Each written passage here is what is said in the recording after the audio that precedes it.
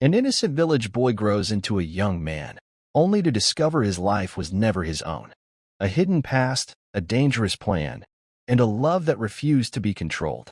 High in the misty hills of rural Northern Ireland, far from bustling cities and smooth asphalt roads, there sat a quiet village named Glenrowan, tucked between green, rolling valleys and meadows kissed by wildflowers. It was a place where people lived humbly, where life moved slowly, and where luxuries were whispers of another world.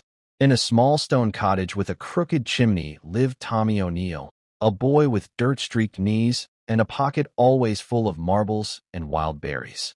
His family didn't have much, not by the standards of those who visited the village during the summer festivals, but what they lacked in coins, they made up for in laughter and love. His parents, Ma and Da, worked tirelessly. Da chopped wood for neighbors and repaired fishing boats at the nearby loch. Ma sewed clothes and baked bread, often trading loaves for milk or eggs. They couldn't afford fancy meals, but they stretched every penny with care and kindness. Dinner was usually potato soup, sometimes just a slice of brown bread with butter, but it was always shared with stories, songs, and the warmth of sitting close together. Tommy's family didn't own a car. They didn't have new shoes or pocket money for sweets from the village shop. But Tommy never felt poor. As the years passed, Tommy's world slowly expanded beyond Glenrowan's rolling hills and dirt roads. What began as small jobs helping his da with boat repairs soon turned into regular work for Mr. Harrington, a wealthy man from the city who owned several fishing vessels and holiday homes along the loch. Tommy had grown from a scruffy boy to a strong young man with suntanned skin, dark wavy hair, and striking hazel eyes that caught the attention of more than a few village girls. But his heart, though he didn't fully understand it yet, had quietly begun to beat for someone else. Lydia Harrington, the rich man's daughter. She was nothing like the city girls he'd heard about from gossiping boatmen. Lydia didn't care for frills or painted faces. She would walk barefoot across the polished stone paths of her father's estate, her long, dark lashes fluttering as she watched the world with curious, observant eyes. Tommy had never spoken to her. Not really. A few polite nods when she passed by. A distant good afternoon here and there. But their glances, those were not polite. There was something about the way her eyes lingered on him. Something about the way his heart would skip, just briefly, when their gazes met across the garden, across the docks, across the invisible line that divided their two worlds. He didn't know what it meant. He only knew that when he went home, his hands still smelling of salt and wood, his mother's voice telling him to find a good village girl, his father nudging him toward the idea of settling down. He wasn't ready. There's still time, Tommy would always say, brushing it off with a soft laugh. Let me work a little more. Let me think a little longer. But deep down, maybe it wasn't time he was waiting for. Maybe it was her.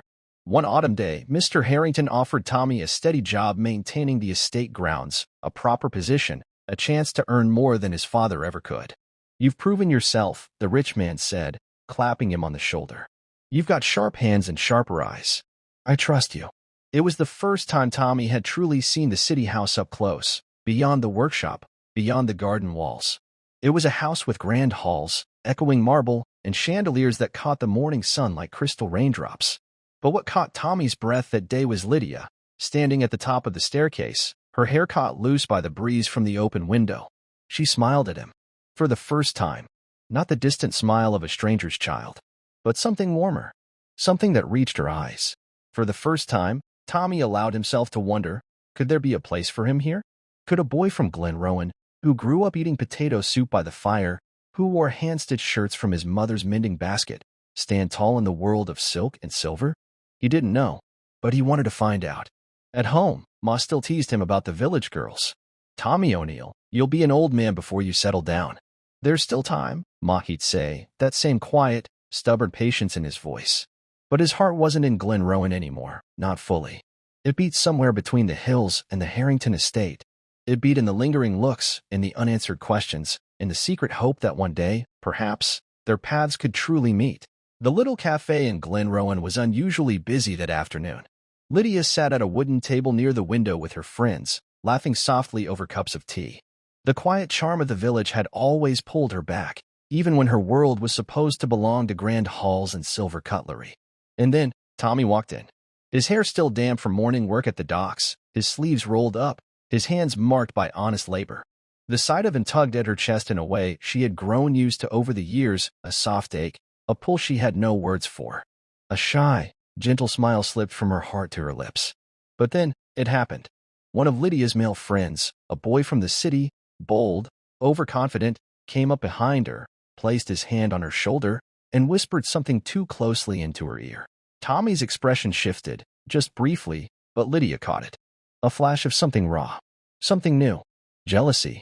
His jaw tightened, his chest stiffened, and before she could move, he turned sharply, thudding open the cafe door and storming out. Panic seized her. Her pulse thundered in her ears. Lydia shot up, knocking over her chair. Ignoring the stares of her friends, she ran after him, calling his name through the afternoon breeze. Tommy. Stop, please. Wait. He finally turned, his face guarded, his emotions clumsily tucked behind his usual calm. Why did you leave like that? She asked, breathless. Tommy swallowed hard. I couldn't watch that. I can't pretend it doesn't hurt. Lydia's breath caught. I've been a fool, Tommy said, his voice trembling with something close to desperation. All these years, I thought it was just passing glances, but it's not. It's you. It's always been you. Her heart pounded so violently, she thought he must surely hear it. She'd waited to hear those words, had dreamed of hearing them. Her lips parted to respond, but before she could, her father's shadow would soon fall over both of them, changing everything. That evening, Tommy went to the Harrington estate as arranged. Lydia had begged him not to go, something felt wrong, but he simply smiled and promised to see her after the job was done. Inside, Mr. Harrington was waiting, unusually warm. Tommy, he began, clasping his hands behind his back. You've proven yourself over the years. You've worked hard. You've been loyal. He offered Tommy a massive project, restoring an entire waterfront estate. The kind of work that would set Tommy up for life. There's something else, Mr. Harrington added, his voice steady, calculated. But we'll speak of it soon. Tommy, oblivious to the storm forming around him, agreed. Of course, sir. Meanwhile, in the Harrington household, Lydia's world was collapsing. Her father had summoned the family to announce his plan. A marriage. His eldest daughter, Catherine. Aggressive, unstable, prone to cruel outbursts, Catherine had been kept away from public attention, her volatile nature hidden from the outside world. Mr. Harrington had spent years searching for a suitable man to marry her. Not for her happiness, but for appearances, for reputation. He had found his man, Tommy. Lydia's voice trembled as she objected. Father, you can't. Tommy, he doesn't know. And you know Catherine isn't fit for marriage. She's not well. Her father's face hardened. Enough. This is a family matter. And you will not speak a word of it to anyone. Tears welled in Lydia's eyes. Father, he loves me. We love each other. The words hung in the air like a dangerous confession. His expression soured. You will not disgrace this family. You will marry the son of my business partner. That's already arranged. No. Lydia cried, her voice breaking. You can't control our lives like this. Mr. Harrington's cold, calculated threat landed like a blade. If Tommy refuses Catherine, I will ruin him. I will take every job from him, smear his name across the city and the villages. He will lose everything. And you will still marry the man I chose. You will do it, Lydia, or you will watch him fall. Lydia's knees weakened. Her mind spun. Her father's hand wasn't just powerful, it was ruthless. He had been playing this game all along, grooming Tommy not for his talents, but as a pawn for Catherine's forced future. That night, Lydia met Tommy in secret near the lock, where the stars shimmered over the dark waters. Tommy was excited, talking about the new project, how he could finally build something bigger, maybe even buy his family a better house. But Lydia's heart was breaking. You can't take the project, she whispered, her voice trembling. You don't know what he's planning. Tommy frowned, confused. What do you mean? She told him everything. About Catherine. About the arrangement. About the threat. His face paled. Lydia, this can't be true. He wouldn't.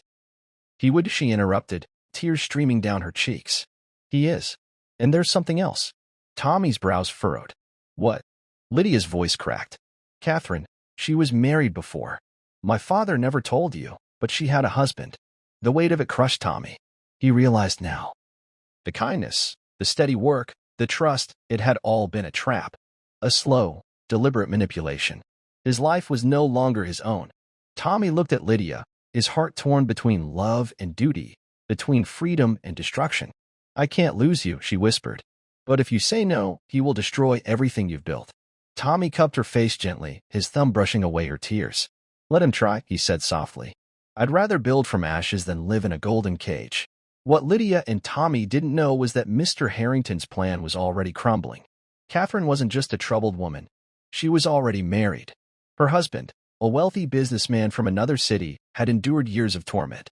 Catherine's violent rages had shattered more than porcelain vases and glass windows. She had once struck her husband so viciously that he nearly lost his eye. The scar that cut across his face was a constant reminder of the woman he had been forced to love.